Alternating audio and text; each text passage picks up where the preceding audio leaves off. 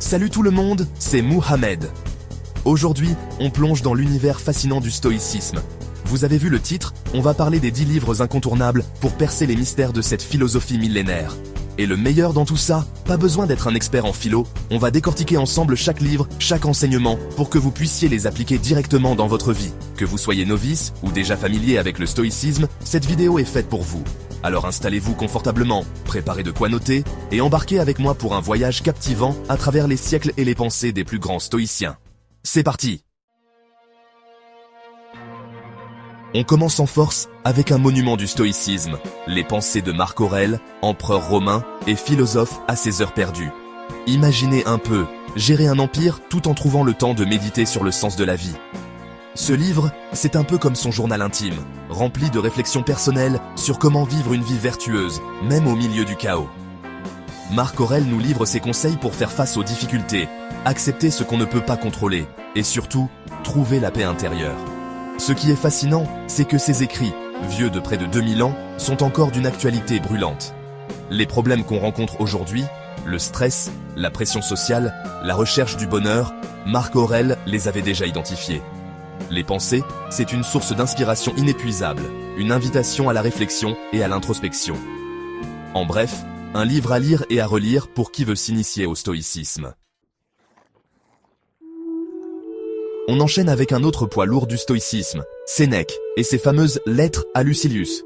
Imaginez un peu, Sénèque, c'est le conseiller de Néron, l'empereur romain un peu, spécial. Autant vous dire qu'il avait besoin de quelques astuces stoïciennes pour garder son calme. Dans ses lettres, adressées à son ami Lucilius, Sénèque distille des conseils pratiques pour appliquer le stoïcisme au quotidien. Comment gérer ses émotions? Comment faire face à la perte d'un être cher? Comment vivre une vie pleine de sens? Sénèque répond à toutes ces questions avec une clarté et une sagesse déconcertantes. Ce qui est génial avec ces lettres, c'est qu'elles sont écrites dans un style direct, accessible à tous. On a vraiment l'impression que Sénèque nous parle directement, comme un ami, un mentor. Lettres à Lucilius, c'est une mine d'or de conseils pratiques pour vivre une vie plus sereine et plus heureuse. Un livre à garder à portée de main pour se donner un petit coup de boost quand le moral flanche. Attachez vos ceintures, on passe au niveau supérieur avec Épictète et son manuel. Épictète, c'était un esclave affranchi devenu philosophe, autant vous dire qu'il en avait bavé dans sa vie.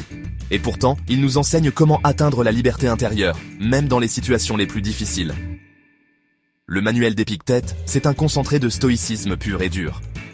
Pas de blabla superflu, que des principes clairs et concis pour apprendre à maîtriser ses pensées, ses émotions et ses actions. L'idée principale, c'est qu'on ne peut pas contrôler les événements extérieurs, mais on peut choisir comment on y réagit. C'est en acceptant ce qu'on ne peut pas changer, et en se concentrant sur ce qui dépend de nous qu'on peut atteindre la sérénité. Le manuel d'Épictète, c'est un livre court, mais intense, qui vous demandera un effort de réflexion et d'introspection. Mais croyez-moi, ça vaut le coup. Chapitre 4. Discours d'Épictète. On continue avec Épictète, mais cette fois-ci, on explore ses fameux discours. Alors que le manuel était un condensé de principes clés, les discours nous offrent une vision plus large et plus approfondie de la philosophie stoïcienne. Imaginez Épictète, face à ses disciples, en train de débattre, d'argumenter, de les pousser à la réflexion. C'est exactement ce que vous retrouverez dans ce livre. Une série de discussions passionnantes sur la vertu, la raison, le bonheur et la nature de l'univers. Ce qui est frappant dans les discours, c'est la modernité des propos d'Épictète. Il aborde des thèmes qui nous touchent encore aujourd'hui. La recherche du plaisir, la peur de la mort, l'importance de la communauté. En bref, les discours d'Épictète, c'est un véritable trésor de sagesse antique qui nous invite à vivre une vie plus juste, plus responsable et surtout plus heureuse. Chapitre 5. De la brièveté de la vie de Sénèque. On retourne du côté de Sénèque avec un livre qui fait réfléchir. De la brièveté de la vie. Alors non, ce n'est pas un livre déprimant. Au contraire, c'est une véritable ode à la vie et à l'importance de ne pas gaspiller le temps qui nous est imparti. Sénèque nous rappelle que le temps est notre bien le plus précieux et qu'il est important de l'utiliser à bon escient. Il critique ceux qui courent après le pouvoir, la richesse ou la gloire et qui oublient de vivre vraiment. Ce livre, c'est une invitation à se recentrer sur l'essentiel, cultiver notre esprit, profiter de nos proches et vivre chaque instant pleinement. Car comme le disait si bien Sénèque, ce n'est pas que nous ayons peu de temps à vivre, c'est que nous en perdons beaucoup. de la brièveté de la vie, c'est un livre court, percutant, qui vous poussera à remettre en question votre rapport au temps et à la vie en général.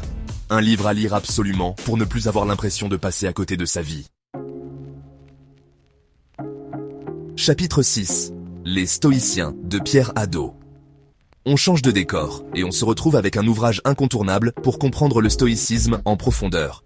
Les Stoïciens de Pierre Hadot. Pierre Hadot, c'était un philosophe français, passionné par le stoïcisme. Dans ce livre, il nous livre une analyse brillante et accessible des grands principes du stoïcisme, à travers les pensées de Sénèque, Épictète et Marc Aurèle. Ce qui rend ce livre si intéressant, c'est la façon dont Hadot replace le stoïcisme dans son contexte historique. On comprend mieux comment cette philosophie est née, a évolué et a influencé des générations entières de penseurs. Les Stoïciens de Pierre Hadot, c'est un ouvrage de référence pour tous ceux qui veulent approfondir leurs connaissances sur le stoïcisme et ses applications concrètes dans la vie quotidienne. On continue notre exploration du stoïcisme avec un regard contemporain. Le stoïcisme aujourd'hui de Michel Foucault. Foucault, c'est un philosophe français qui a marqué le XXe siècle par ses analyses critiques et originales. Dans ce recueil de conférences, Foucault s'intéresse à la façon dont le stoïcisme peut nous aider à repenser notre rapport au pouvoir, au savoir et à la subjectivité. Ce qui est fascinant, c'est de voir comment Foucault, qui n'était pas un stoïcien à proprement parler, réussit à faire dialoguer cette philosophie antique avec les enjeux de notre époque. Le stoïcisme aujourd'hui de Michel Foucault, c'est un livre exigeant, qui s'adresse à un public averti. Mais si vous êtes prêt à faire l'effort, vous découvrirez une lecture stimulante et enrichissante. Chapter 8. On traverse la Manche avec John Sellars et son livre « Le stoïcisme ». Sellars, c'est un philosophe britannique reconnu pour ses travaux sur le stoïcisme. Dans cet ouvrage clair et accessible, Sellars nous propose une introduction complète au stoïcisme. Il retrace l'histoire de cette philosophie, explique ses principes clés et nous montre comment les appliquer dans notre vie quotidienne. Ce qui fait la force de ce livre, c'est sa capacité à rendre le stoïcisme accessible à tous, sans jamais tomber dans la simplification excessive. Le stoïcisme de John Sellars, c'est le livre idéal pour ceux qui veulent découvrir le stoïcisme de manière rigoureuse et accessible à la fois.